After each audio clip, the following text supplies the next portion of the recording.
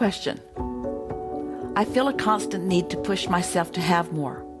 I don't ever feel satisfied with where I am. I'm always looking forward to the next big goal or next financial milestone. For example, paying off my debt or paying off my mortgage or saving for retirement. I want to get past this feeling of not having enough. I worry about having enough to retire. I've been working for money since I was 10 years old, and I'm just simply tired. I get up and perform every day, and yet I feel like I want to check into a hotel for a month and just sleep. It's a deep feeling of fatigue. I've heard people talk about burnout, but it's different than that. The constant wanting for more is exhausting. I'm not sure if this makes sense or not, but I know somehow you will understand.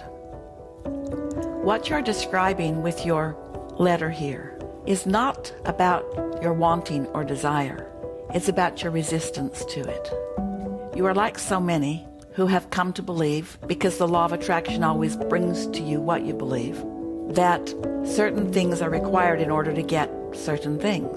It takes time to accomplish, or it takes hard work to accomplish. When you have desire, which you counter with an opposing thought, it causes a springing forth of more clarity about the desire, which you oppose with another thought, which causes another launching of desire. In other words, you described it quite well.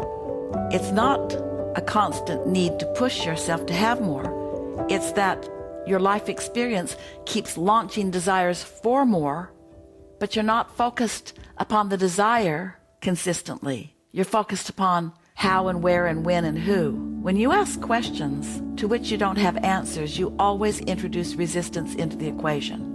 When you talk about what you want and why you want it, there's little if no resistance. But when you get to physically or in an action-oriented way too involved in bringing it about, your action can never keep up with your desire, and that's what's making you tired, exhausted.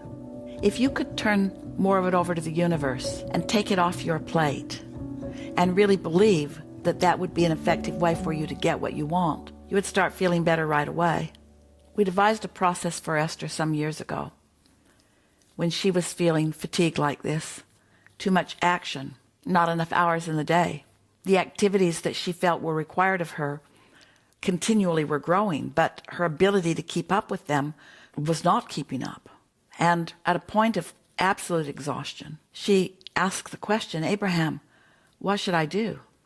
We waited for an opportunity when she had settled down a little bit and her discomfort was not so acute. And we said to her one day while she and Jerry were at lunch in a restaurant that had a paper tablecloth and crayons sitting right there for children to have fun with, adults too. We said to Esther, take a section of this tablecloth and see it as a page. And so Esther drew a big rectangle in the middle of her table. And then we said, draw a line right down the middle of it. And then we said, on the left side of this page, write, things I will do today.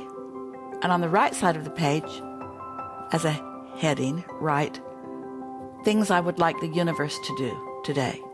And then we said, write down those things that you feel that you must do today in order to keep your commitments to others, in order to not be in trouble with some responsibility. So she wrote things down that mattered, like, I really need to get gas, and I need to pay this bill, and I need to finish this and get it to so-and-so. She wrote a list, and there was actually more on her list in her purse that she didn't really have room for to write on this, called it a placemat, because it was sitting in front of her where she was going to have her meal. She filled up her side. And then we said, anything that you feel like you need to do today that isn't already written on the left side of the placemat, write it on the right side of the placemat. Delegate it to the universe, as if to say, this is all I'm going to do today. You, please take care of everything else. So Esther began to write. She turned everything else over to the universe. And she could feel, as she wrote, a releasing of that overwhelmment, a releasing of the fatigue. The exhaustion lifted off of her. And then she took the list with her great big list, folded it up, and put it in her purse. And what happened next was thrilling to her to witness. The things that she had written on the universe's side of the placemat began unfolding right away, because they were things that she wanted, but somehow, through this process, she had managed to release resistance about it. It was like, for once, she turned it over to someone else. She relieved herself of the responsibility of it. And in doing so, her resistance subsided enough that her desire triumphed and the universe cooperated. People she'd been trying to reach and hadn't been able to called her. She got emails from staff letting her know that they'd taken care of this and this, even though she had been asking to do them for quite a long time and they hadn't been able to get to it or hadn't been able to achieve the results. At the end of that day, the universe had accomplished many, many things on the list. Esther got everything done on her side of the placemat because she had written the things that mattered most. She got her list done too. But she was surprised and delighted at how much the universe got done, as she had delegated things to the universe and therefore released her resistance. Her resistance was about her knowledge of how much time it takes to do this and how much time it takes to do this, but she had not factored in the cleverness or the power or the clarity of universal forces. That's what we wish for you. So many of you have worked so hard because you have not been employing the fairies of the universe to assist you. And we don't mean to be light about that or frivolous about that. There are so many cooperative energies that are all lined up helping you. You just block it because you are so determined, for a variety of reasons, to do it all yourself. In many cases, it's because you feel that you have to work hard in order to be worthy. You don't want others to help you because you use it as your evidence of worthiness. You feel competition. There are lots of unhealthy reasons that you justify your existence through hard work. In recent years, we've convinced Esther, or we, a little bit every day, convince her a little more, that her work is that of a pointer, a decider of wanted, an allower of things unfolding, not a justifier of it through her hard work and struggle.